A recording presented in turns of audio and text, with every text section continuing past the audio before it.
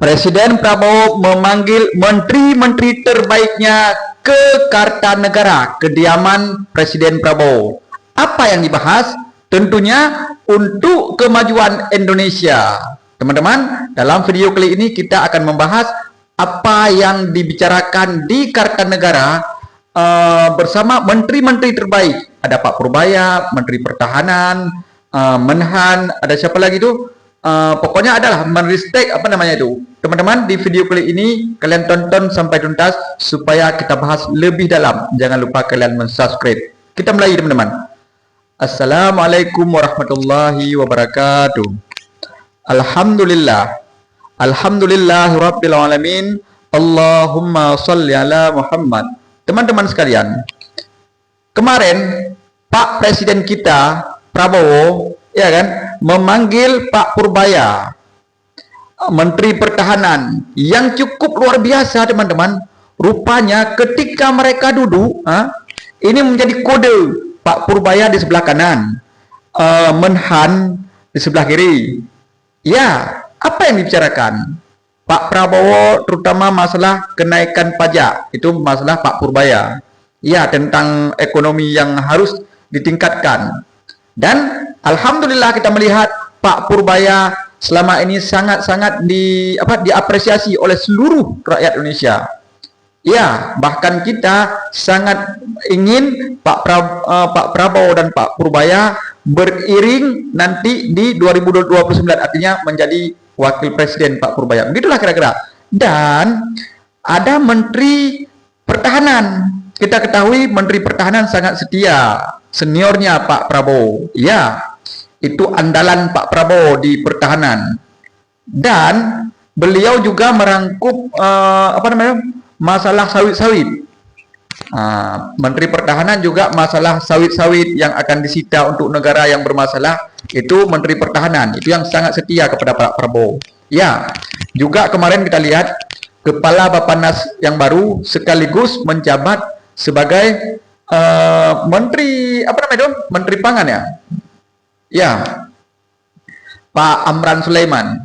Ya, jadi teman-teman, kita melihat di sini ada orangnya Jokowi, Pak Amran. Tapi teman-teman, Pak Amran ini memang sangat berpihak kepada rakyat.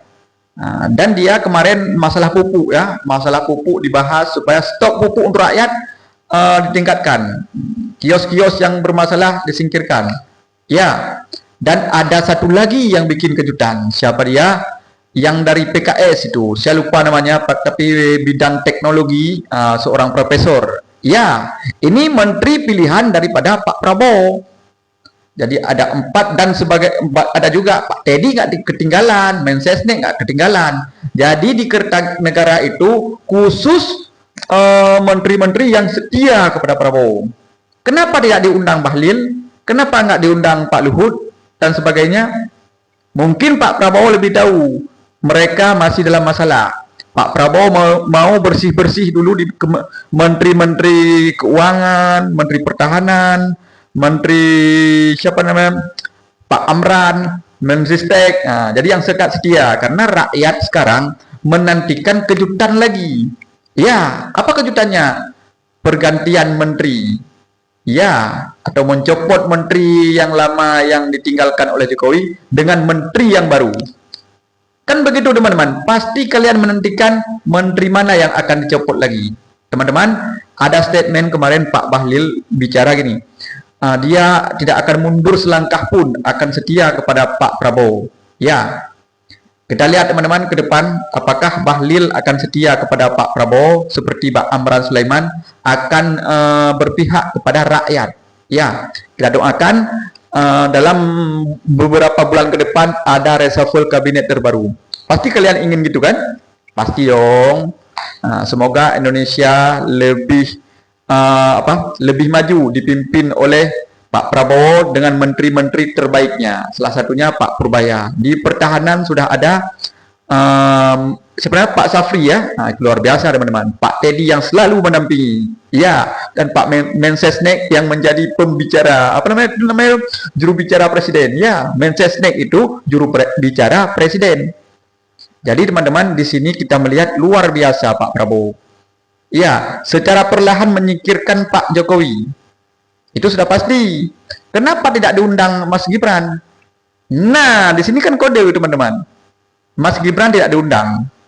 Apa masalahnya? Pasti kalian tahu lah. Untuk apa yang belum tahu, kalau Rocky Gerung, anak-anak belum bisa masuk ke ranahnya orang dewasa. Tahu kan? Kalau anak-anak seperti Pak Gibran, ini kita bukan nggak suka dengan Pak Gibran, tapi dia kan nggak sebanding, nggak selevel umurnya, pengalamannya dengan menteri-menteri ini kan. Bahkan bisa dibilang anak-anak mereka lah, anak Pak Sapri, anak Pak Purbaya lah, ya kan? Nah, gitulah teman-teman. Jadi teman-teman kita berharap kepada Pak Presiden Prabowo terus merekrut menteri-menteri terbaik yang anti korupsi, membangkit pro rakyat. Itu semoga ke depan kita nantikan. Teman-teman jangan lupa kalian subscribe untuk lebih berkembang lagi. Ini apa namanya? YouTube baru saya.